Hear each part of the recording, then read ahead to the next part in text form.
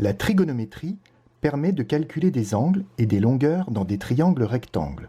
Nous allons voir 3 exemples de calcul de longueur. Premier exemple, le triangle ABC est rectangle en A et on aimerait connaître la longueur AC. Pour savoir laquelle de ces 3 formules nous allons utiliser, il faut d'abord s'assurer que nous avons bien un triangle rectangle. Le triangle est rectangle en A. Ensuite, on connaît l'angle B, 27 degrés.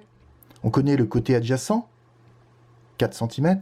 Et on aimerait connaître le côté opposé. Adjacent, opposé, AO. AO se situe dans ce mot-là, TOA. Et qui commence par la lettre T. Donc ça veut dire qu'on va utiliser la tangente. Et pour la trouver, on va diviser le côté opposé par le côté adjacent. Donc on écrit tangente de cet angle-là. Le côté opposé, c'est celui-là. Et le côté adjacent, AB. Ensuite, il suffit de remplacer par les valeurs. Tan, 27 degrés. AB est égal à 4. AC, c'est ce que l'on cherche. Pour trouver la valeur de AC, on peut utiliser le produit en croix.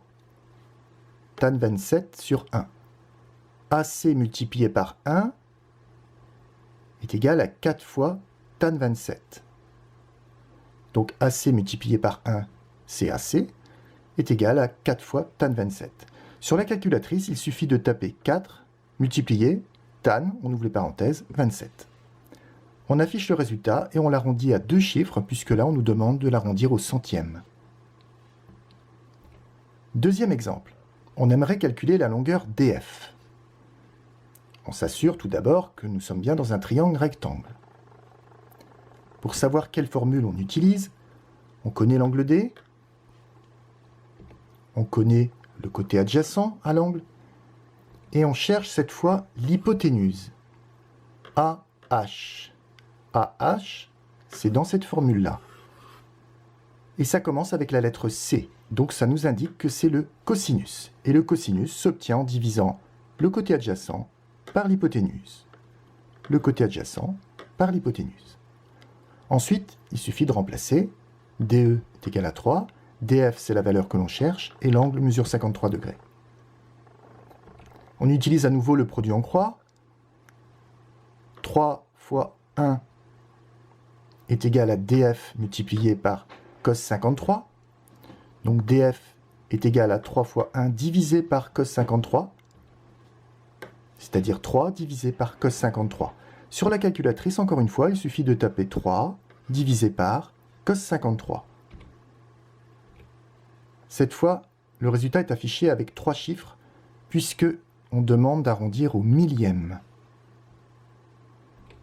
Troisième et dernier exemple, à nouveau un triangle rectangle. On cherche GK.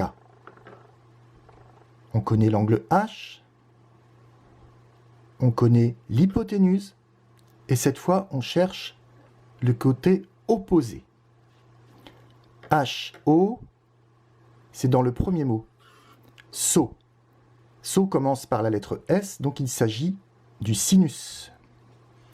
Le sinus s'obtient en divisant le côté opposé par l'hypoténuse, donc on écrit bien le côté opposé divisé par l'hypoténuse.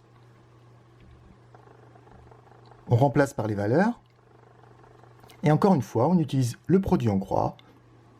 GK multiplié par 1, donc c'est-à-dire GK, est égal à 8 fois sin 34.